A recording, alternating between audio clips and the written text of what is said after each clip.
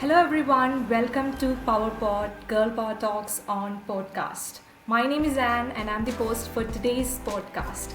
Well, this podcast is very special because we have our young leaders joining from the global team today.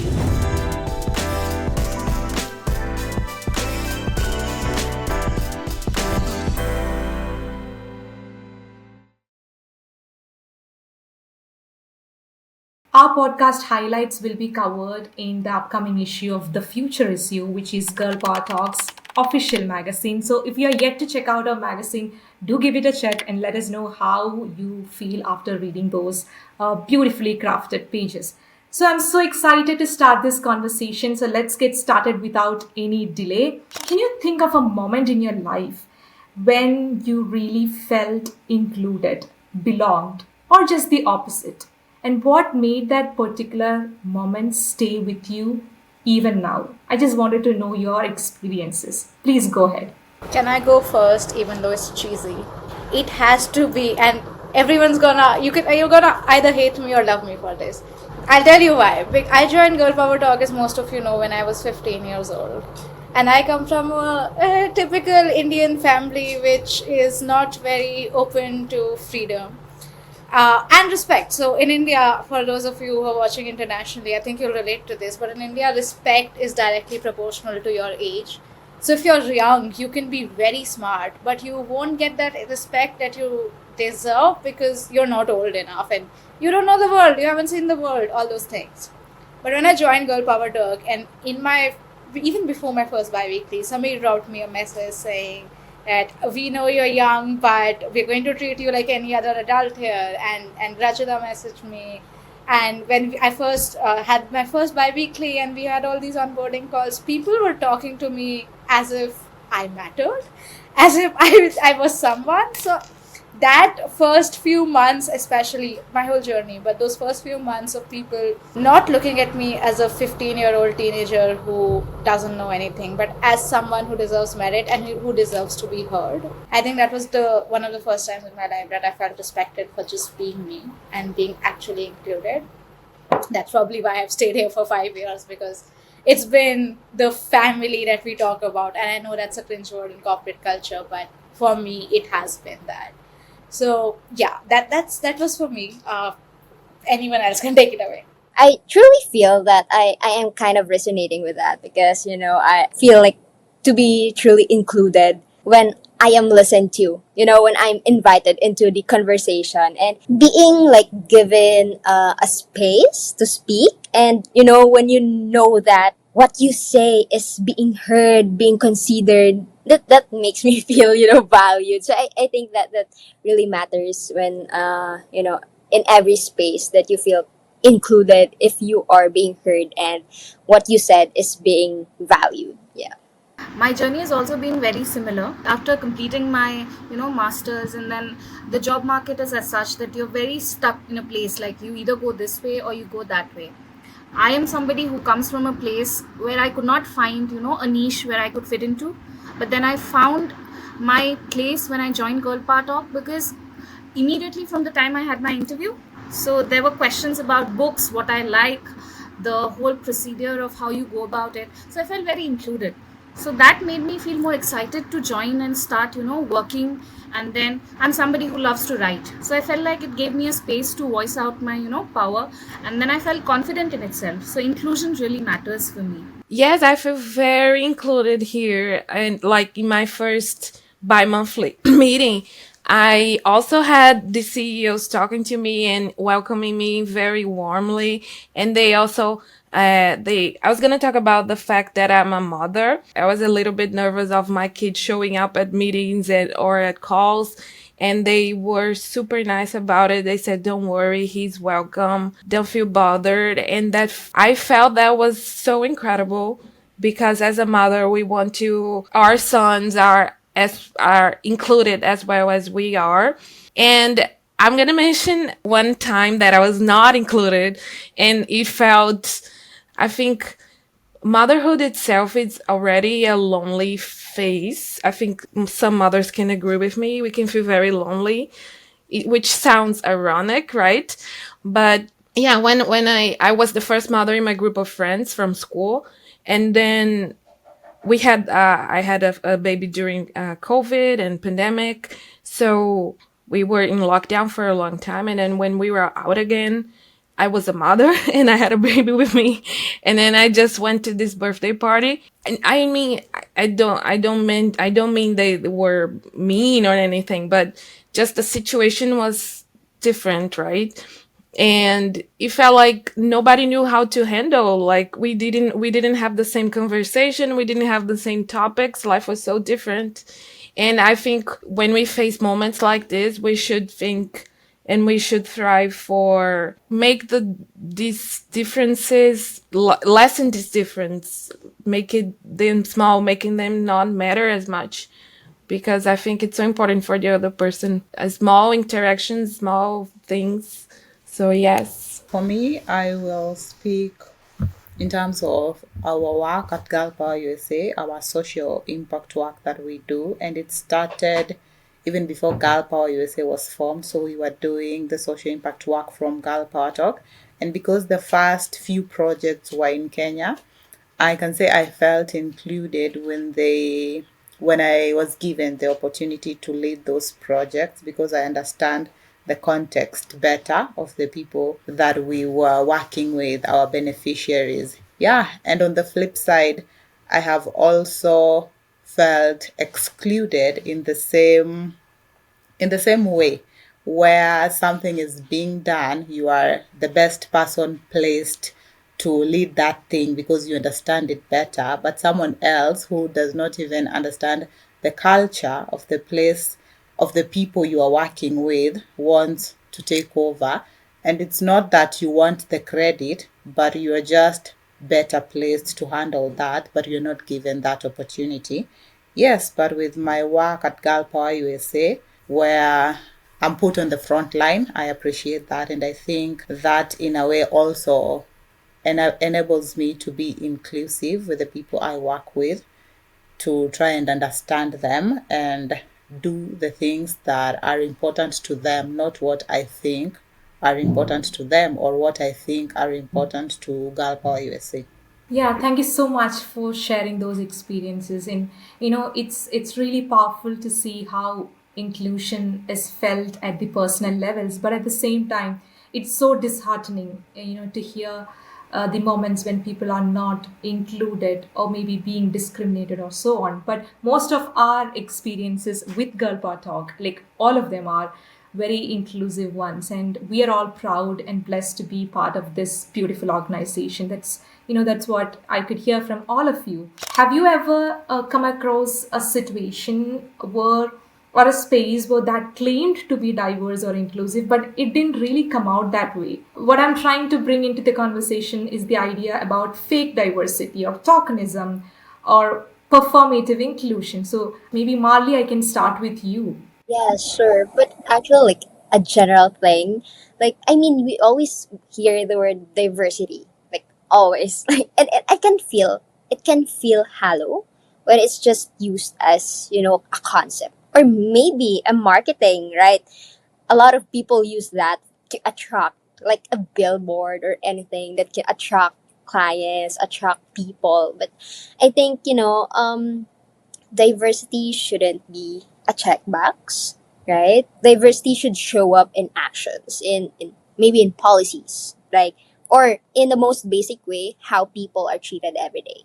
And I think if someone says, "Oh, I value diversity," but then when you dismiss someone's opinion, or like you dismiss or invalidate someone's experience because of their identity or their background, that's performative already, right?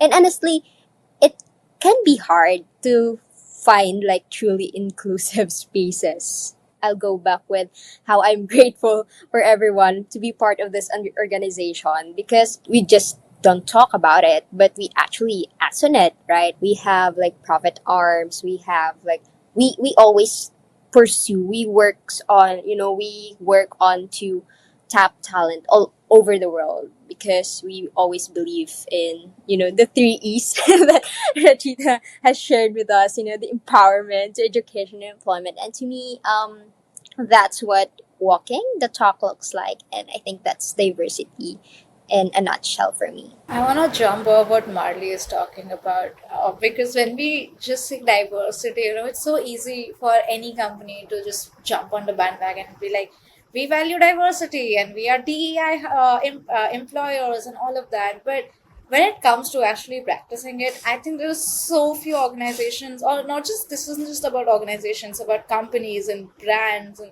especially when it comes to like self-care and the beauty industry, where you really understand what diversity means. Because everyone's diverse and everyone wants to hire women till they have to give menstrual leave and maternity leave, and they have to make those accommodations, and everyone's like all about bringing in people from different races, till you actually start talking about how your particular race has faced a trauma, and you start talking about how, let's say, someone who's from a particular community who might be oppressing your community, and you're like, that's what happened, and then no one wants to talk about it because it's too complicated and not everyone wants to hear about it. But that's my point, that diversity isn't just about saying yes, we welcome everyone. It's about celebrating differences, because inclusion isn't just saying that we are all equal, because we are not. That's the point, that we are not equal and we are very different. And the idea of inclusion is to make accommodations for those differences. So we are not saying that women and men are exactly the same. We are saying just because we are different doesn't mean that our opportunities should be different. So the whole thing that, oh, if you're a mother, and maybe Gabby, you can comment on this, but if you're a mother and you want to go pick up your kid in the middle of the workday, that shouldn't really affect your promotions, because that's what the whole point of flexibility is, right? I could work 15 hours in a particular time of the month, but I would not be able to do that during my periods. And that's just how my hormones work. I'm sorry that my hormones don't follow the 9 to 5 of the workplace. So I think that's something we talk about diversity a lot, and we talk about inclusion and equality, but that's just a facade until we can talk about these deeper stuff, how hormonal cycle affects women, how a certain schedules affects people who are in different phases of their life, or how we need to be not just be part of the table, but we need to be able to bring our issues to the table without people getting uncomfortable, because it's uncomfortable, and that's the point. That's why we need to make these conversations. I just wanted to add that to the conversation, that it's not just about DEI is our value, but we don't want to do it when it gets hard. Yeah, I 100% agree with that. And I think some organizations don't even realize that they are tokenizing people. And I'll speak on that from the perspective of a Black woman, because our experiences differ. So you'll get that most of the time, inclusion or diversity is checklist style, where you are part of the table, but you're just present to be seen there. So you see different people in a table. It looks diverse, but the same people are speaking. So you're just part of there, but you're not allowed to speak up or to challenge anything. And most times you will find the diversity in an organization is where you will see maybe women or people of color is on their social media, on the promotional materials. So you'll see they'll put a person of color there, but when you look at their leadership or the people that actually make decisions, the people of color are not there. And even these promotional things where you are on social media, you are told to do a video to promote something so that they see the organization is inclusive, but that is just a job that the leadership that is very singular has asked you to do so that they seem diverse. So even that is not your choice. You have to do it because it's your job. But even this organization is not diverse. But I think a lot of organizations know they are doing that, but a lot, especially young organizations, do not fully realize, maybe until later or until someone calls them out. And that's why it's important to be very intentional and conscious in promoting diversity, and not just looking at, because we have our team composition has Black people or it has women, we are obviously diverse. No, it goes beyond just putting them on social media. And sometimes we don't even want to be put to be the face of the organization in that way, because you want to be recognized for your work, not to advertise the company. Yeah, so I'm gonna jump in. I have a story about motherhood again. I had been working in this company, and this company was a school. The school is a franchise from Canada here in Brazil, and I decided to work there because I would be able to bring my son with me, and he could go to preschool, and I think that would be wonderful for us. But and then when he was 1.5, he had this adaptation program in which the kids were taken to school, but the parents needed to stay until they feel safe and until they feel accommodated to the environment. And I am a single mother, and then I asked the leadership if I was able to join my son and be with him, and they said, no, I'm sorry, you can't, you have to go and do your job. But I said, well, the other parents are required to leave their jobs and come with their kids, and you are expecting them to, and why would be different with me? And they said, yeah, I'm so sorry, but you have to go and do your work. And I was like, well, okay. I'm very privileged to have a very good mother. So she went there with my son, and it's just what all of you said about these little small actions and policies that are not, and of course they said we're diverse, we include you, but in the small action that was so important for me and for my son, they miss it, and it's going to be marked forever in our story. But yes, unfortunately, I think the message here is that we have to pay attention to the small things that we do every day, the small changes for the world. I think that's very important. After hearing to Marion, Simran, Marley, and Gabriella speak about how diversity can be fake at times, a thing which came into my mind is diversity is also related to spaces, especially public spaces, and their access, and how people who are in power, they have to have that mindset so that people have access to them. For example, Gabriella, you're a mother, so usually you must be finding it hard to have spaces where you feel included, like you mentioned right now, or organizations where you feel included. So it's time that people who are in power and can make a change should step up. And another story that I just had in mind, an incident that I'd like to share, is that I have a school which is just beside my house, which is for differently abled children. So every year and every day almost, I see them coming, joining in, from outside. And every year there's one day where they have prayer celebrations, and then everyone is invited to join those celebrations, and we go. And then and I've been going ever since I got the invite. Every year I make it a point and go. And then when I join them and then I see the children, I feel like, and when I talk to their parents, they have so many stories to tell how they have not felt included in so many spaces just because of their condition, or how they had to, a lot of them did not even know about the school. So how people need to realize that diversity is not always visible. You have to make a conscious decision to include people in your surroundings as a part of the society.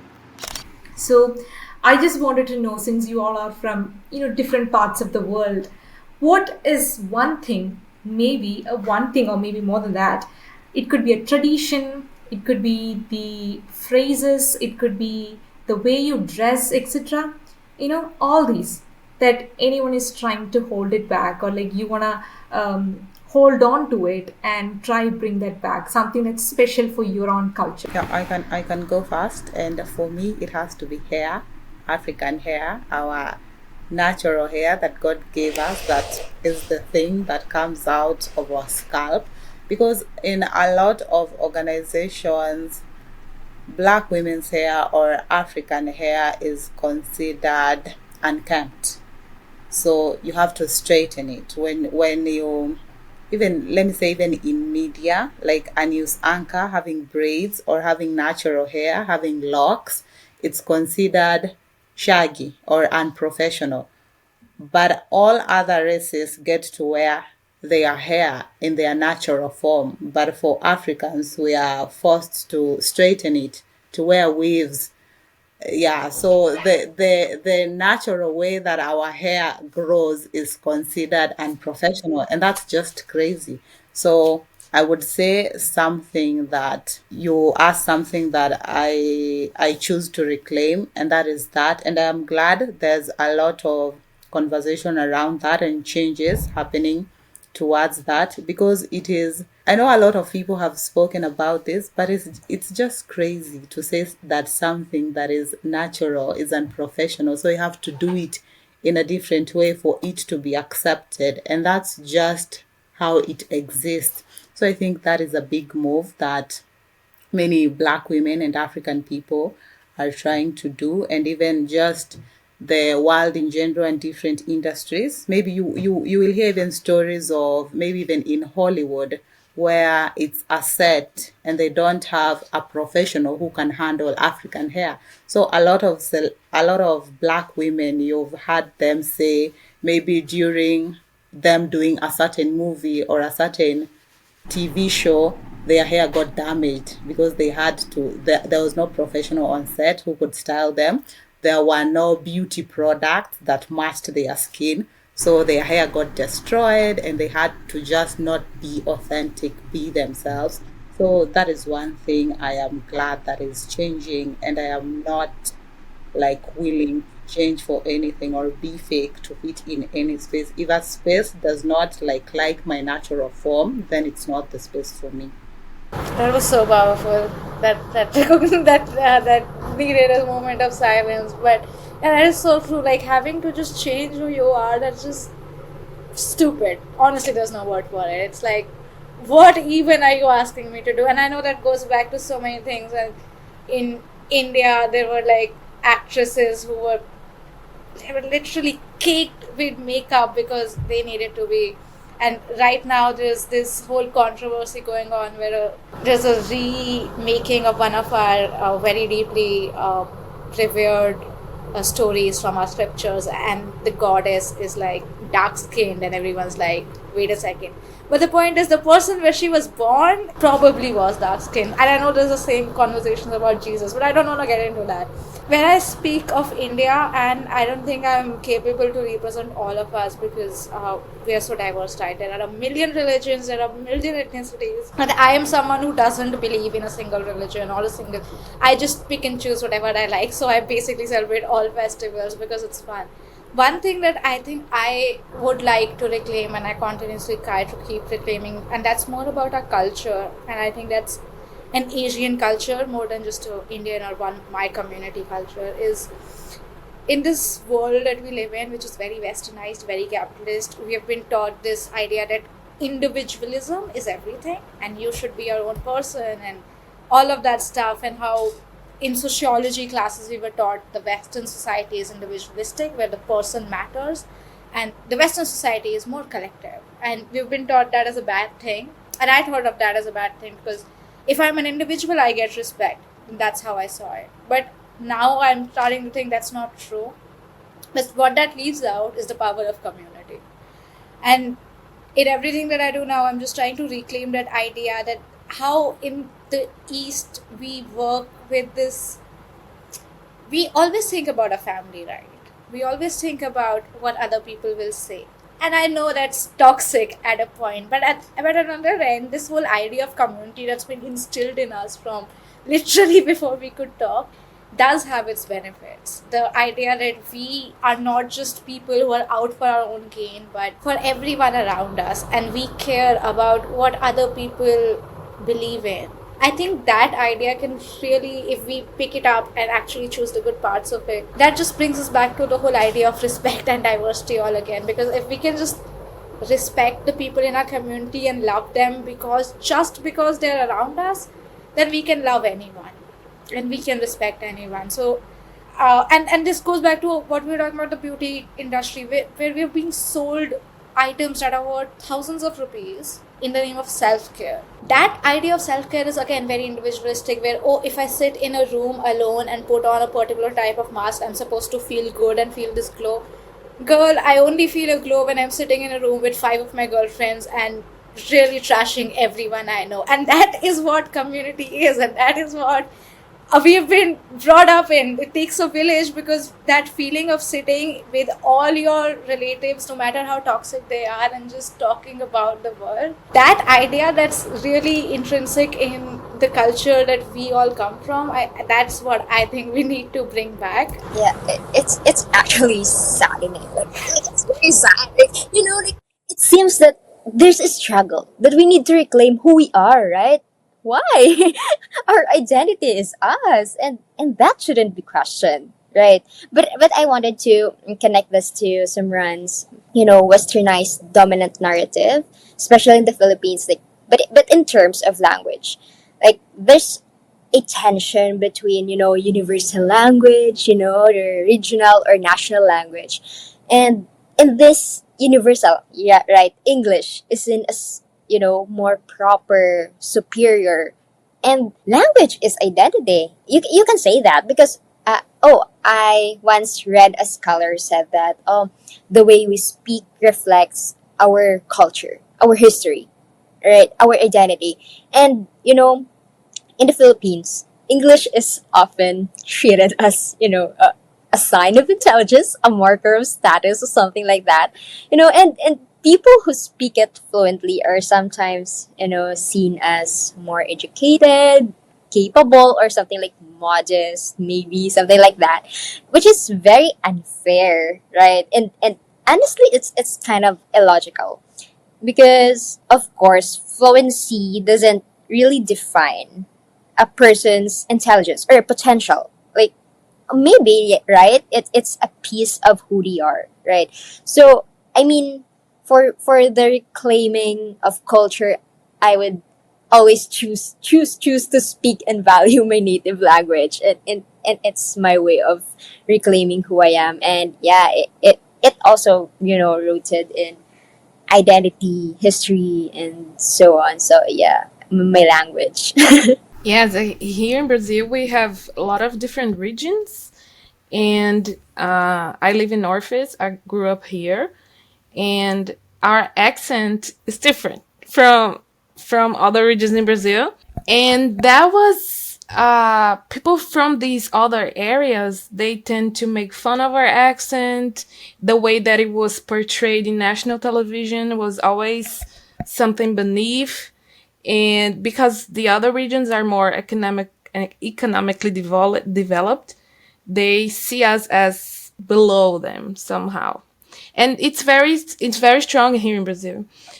And for a long time, I saw myself when I was in these other regions trying to speak not so with my accent, try to make it not so strong.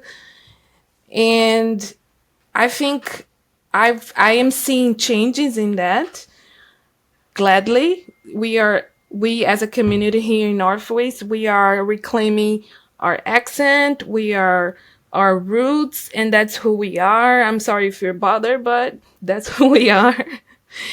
And I think the same goes in a world level. For example, when I was in America, I talk a lot with hands, and then I do a lot of gestures, and then I was trying not to be so Latin.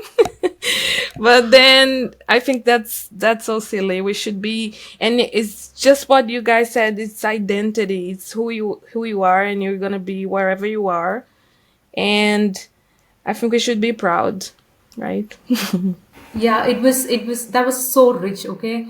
Reclaiming our culture is such a beautiful part of our, part of resistance, I would say.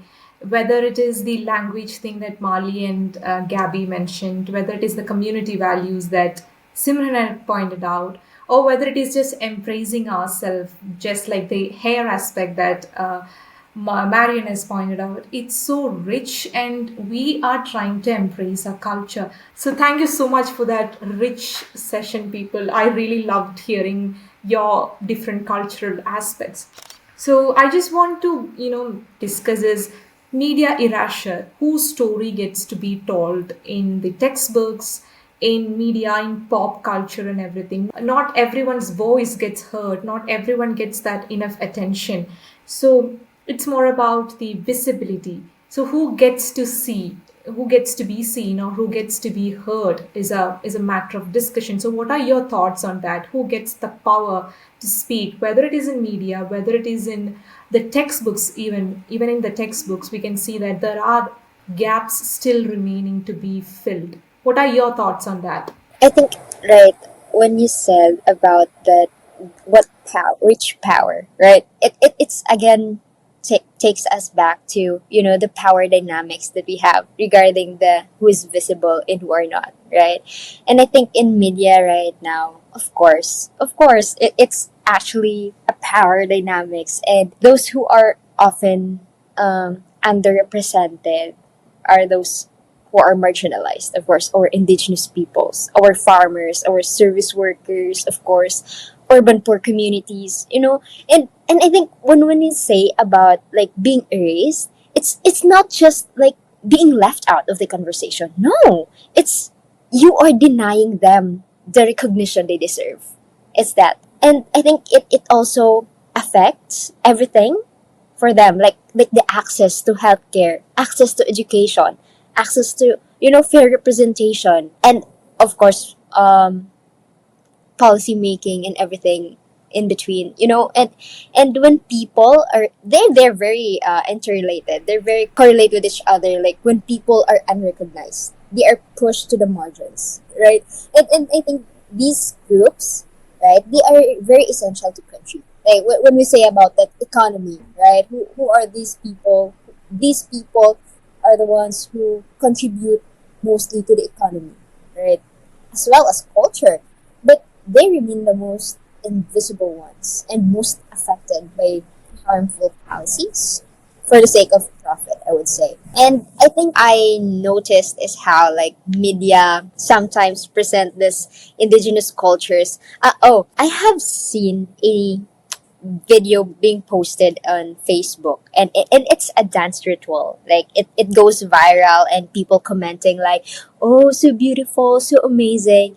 And of course, it's an appreciation, and it comes, but it's actually like it feels like it comes from a distance. Like the culture is something. Wow, is it exotic or is that separate from us? Like that kind of reaction shows how like disconnected we've become from our roots, and we romanticize the culture, but we did not, or we do not acknowledge the people who live it, their struggles, their rights, right, their need for protection and recognition, of course, in media and other platforms. And I really wish, and I really hope, more people understood that when we say something about recognition, it's not admiration.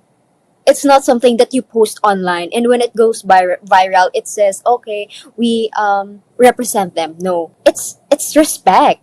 It's listening to these communities.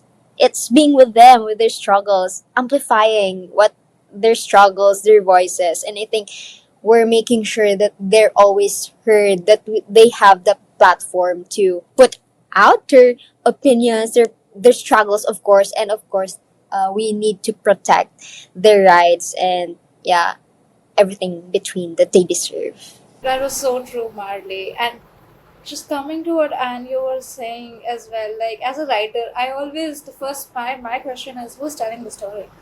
Because it comes back to what we were talking about before, that did you put in the people who deserve to be put into that spot to tell a particular story?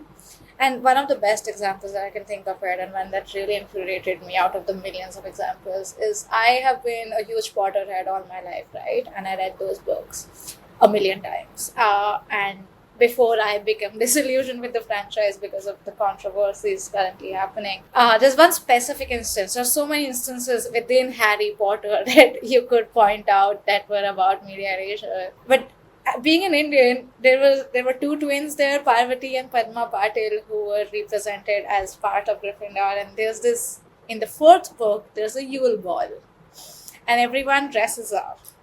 In the books, they are supposed to be two of the prettiest girls in the her entire year. In the books, it's fine. They're described as wearing very beautiful ball gowns.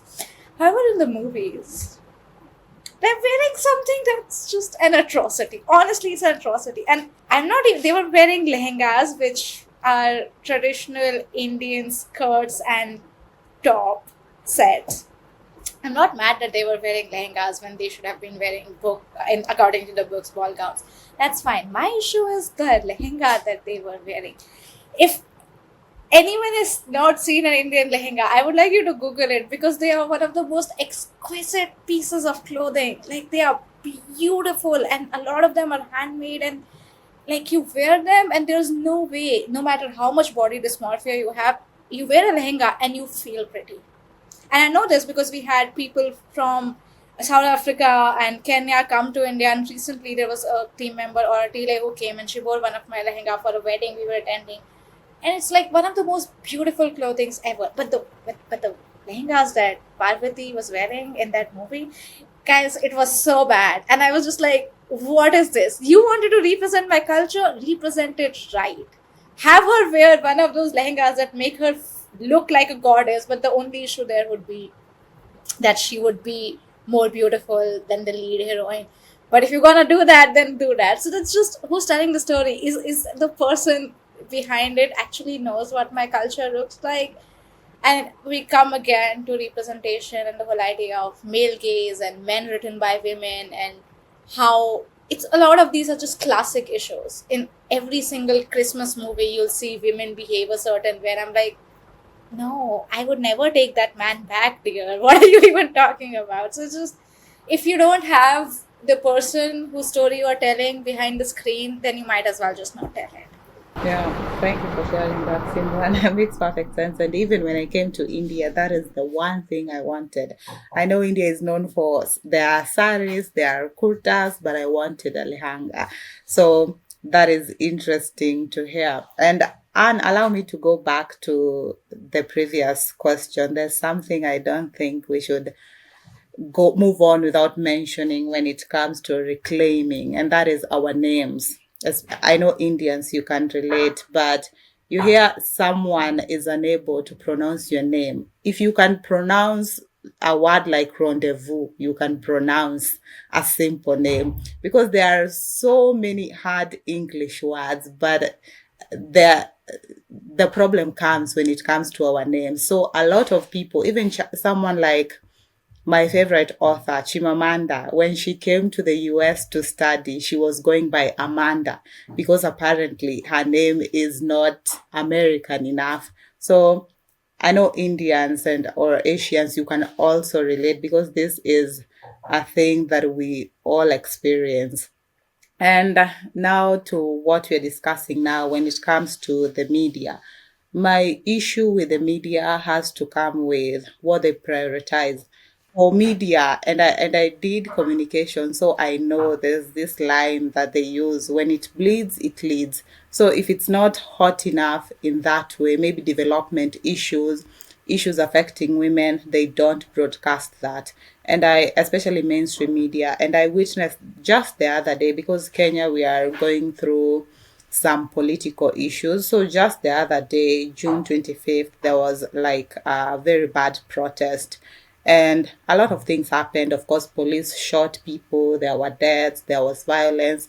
But the kind of violence that women experienced was very bad, and it was done in broad daylight. Women experience harassment, sexual violence in broad daylight.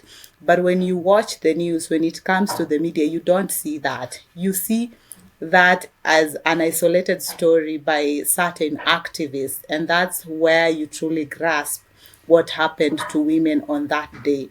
But why doesn't the media show that even today, when they talk about June 25th or the protest that happened that day, they talk about the killings, how many people were killed? Yes, and that is, they should report that. That is sad, that is bad. But why aren't they prioritizing how this protest affected women in urgency? Because there were even news that some certain politicians hired goons and instructed them to attack women so that people will see that these people who are protesting are hurting women. So that was, women's bodies were weaponized, but that was not news at all. You'd hear that in just social media, just one activist may be saying, but once you dive deep into the social medias and personal accounts of people, you grasp the gravity of how women were affected. Yeah, and something else about the media, how our stories are told. I don't know about you guys, but I would want to hear from you. What do you think Africa looks like? Like when you land in the airport, do you expect to see lions or just people jumping, wearing traditional wear? Because that is what Western media shows you. But yeah, and I would not blame you, but I would like to see, because I know what is shown about Africa to the outside world is either hunger, extreme poverty, or monkeys and lions and elephants and the big five, and maybe just one culture, that is maybe the Maasai, and everyone in the world thinks all Africans look like that, and they hold spears and they are jumping. They even in 2025, some people think that we live in trees, that when you reach 18 you get your own tree.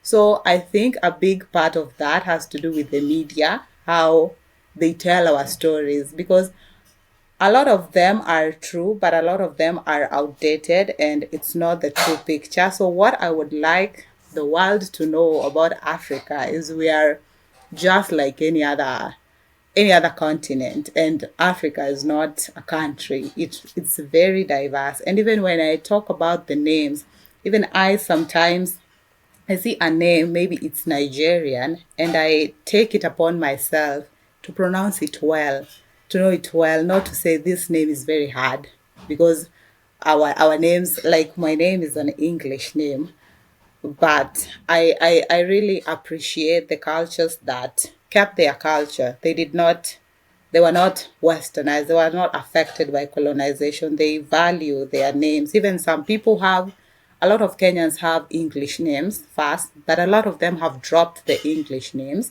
They use their tribal name, their second and their third name, because you have to learn to pronounce my name. So I think that's very important. I feel attacked. No, no. Media are always feeding us with sides of Africa and even India, I would say, right?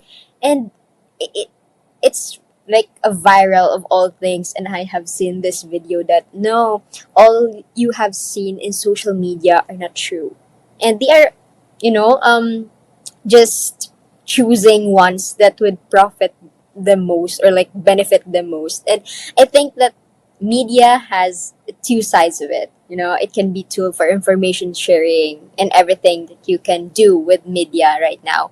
But it can also provide negativity, you know, to feed engagement and of course profit for some. So I think we need to be critical. Yeah. Be critical with everything that we see. Yeah, that's it. I myself come from a region which is in the northeast of India. As you know, India has a lot of states, and usually there's a stereotype regarding the northeastern region of our country. I mean, there are 7 states which are combined and one another state, so total 8 states, and they are known as the Seven Sisters, and another state is known as a brother to the states.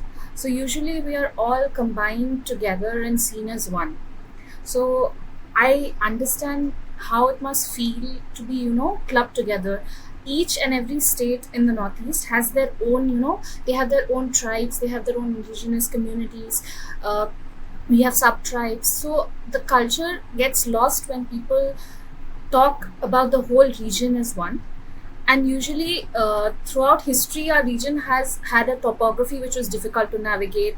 So a lot of our scriptures, history did not go out well into the world. So we have had a lot of things, but the world still looks at us like we are primitive, or then we don't have much knowledge about the outside world or how it proceeds.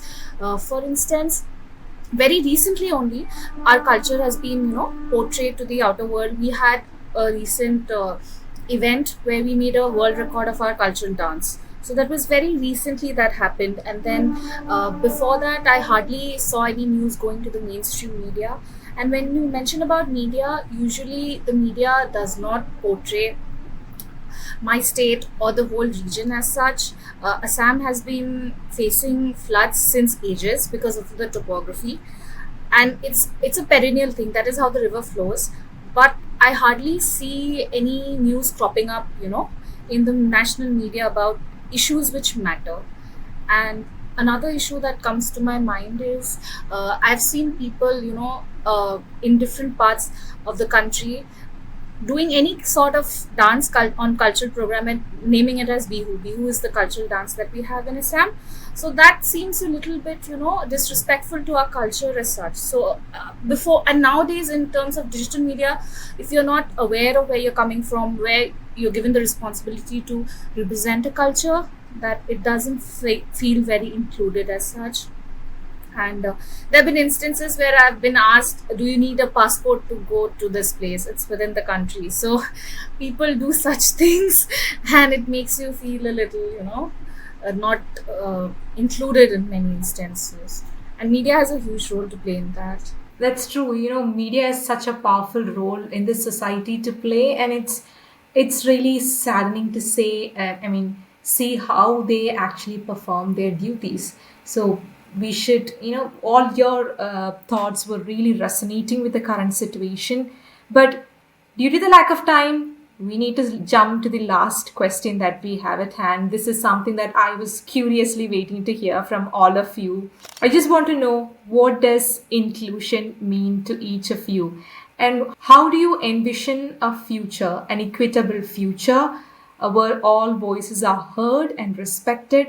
And how do you see yourself playing an important role in that future as a young leader now, and that transformation to a beautiful future? I would like to know your thoughts, your opinions on that. Okay, so I want to go first. This is very, very exciting because I will share this like a Filipino psychology concept. Like when we talk about like the inclusion, and I think this is the very powerful way I can put it through the concept of there's a concept of kapwa. So in English, the kapwa means neighbor. So it implies like someone separate from you, like your neighbor, someone who lives beside you, but it's still the other one, other person, right? But it means like a shared identity. Like you see the other person not as separate, but as part of yourself. Like, and I think in my culture, I would say that inclusion, like we blur the lines between the self and the other. And when we see someone as kapwa, we care for them, we respect them, right? We see their humanity as deeply, connected to our own. And I think that's what true inclusions look like. And, we are making space for them, but we also understand that there was never really a, divide to begin with between us. So, yeah. And I think, that also connects to the equitable future that I am envisioning, and I believe that future really starts pushing with, of course, genuine diversity.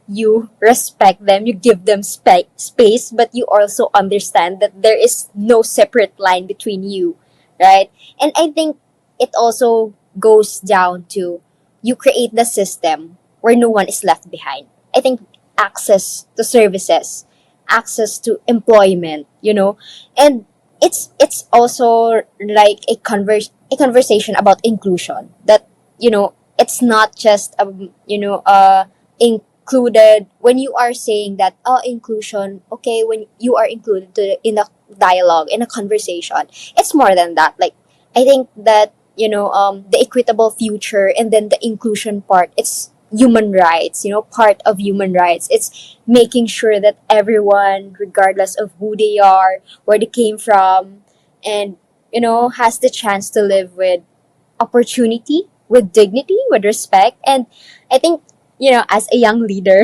I see that, of course, it's very hard right now, of course, to see or maybe say something like, oh, I will shape the future. But of course,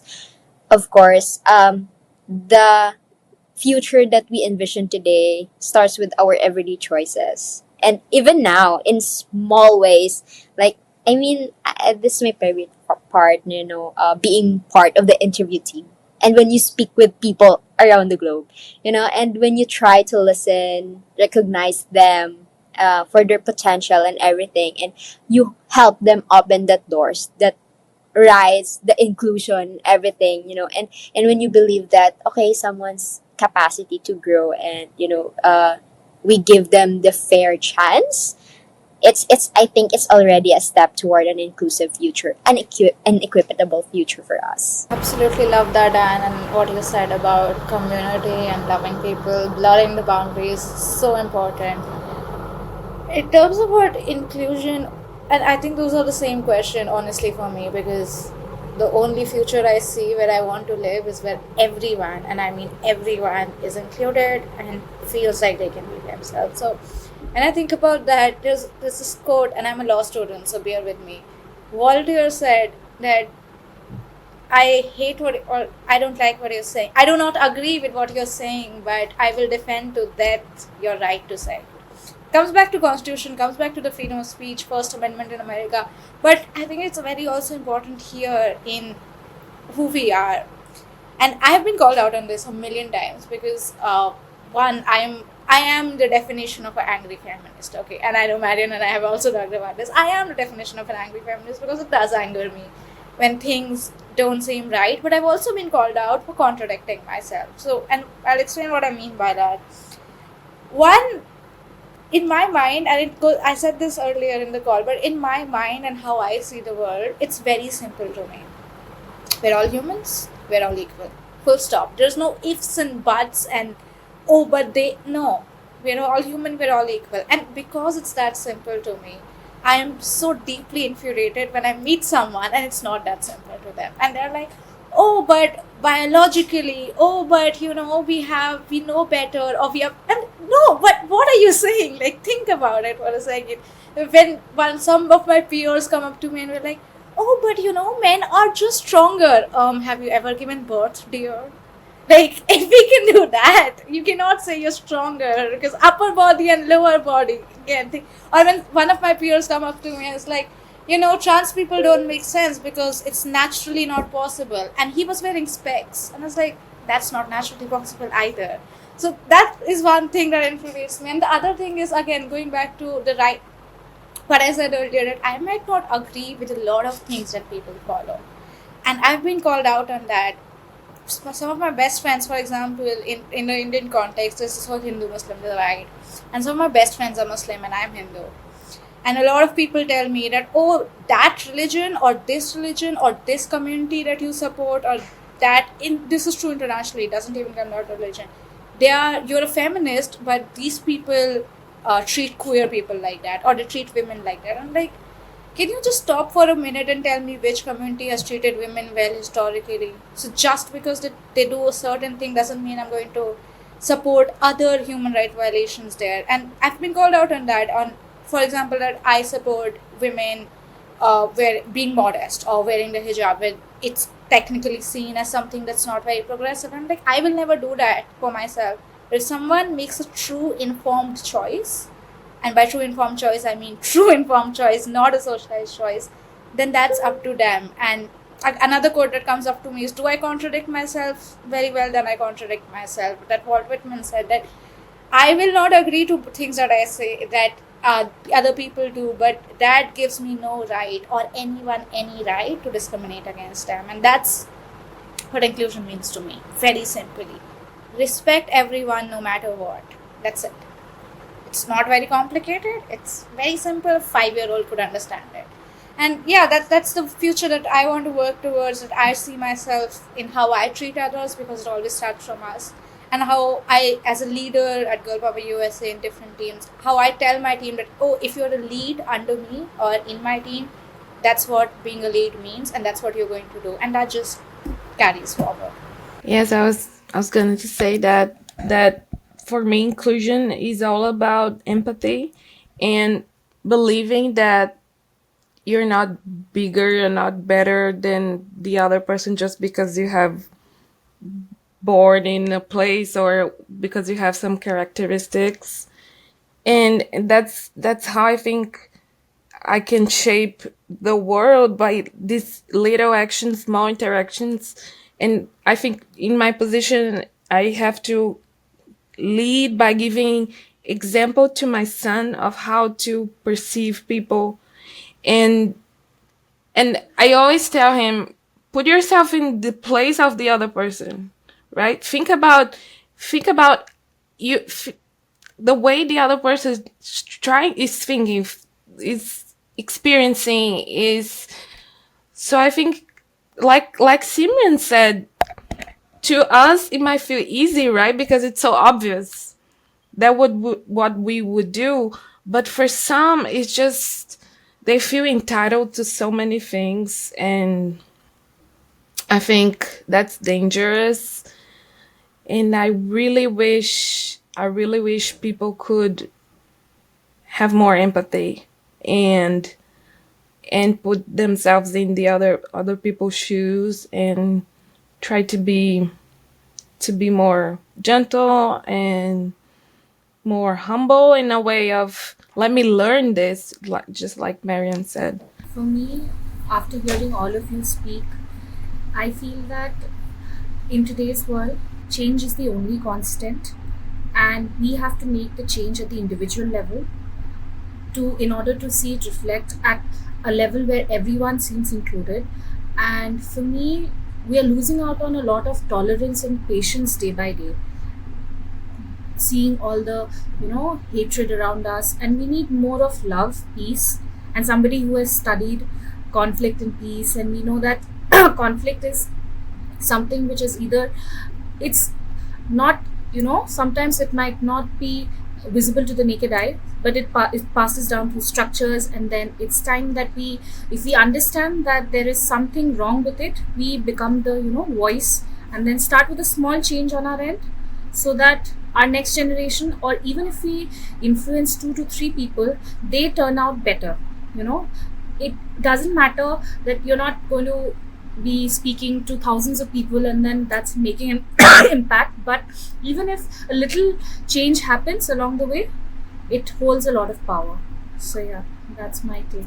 Well, that was a thought provoking session, to hear your different interesting aspects and definitions of inclusion. All our experiences differ, but it's just that, as you all have, shared, it's the shared identity, it's the everyday choices that we make, it's treating everyone as a human, not on any other aspect.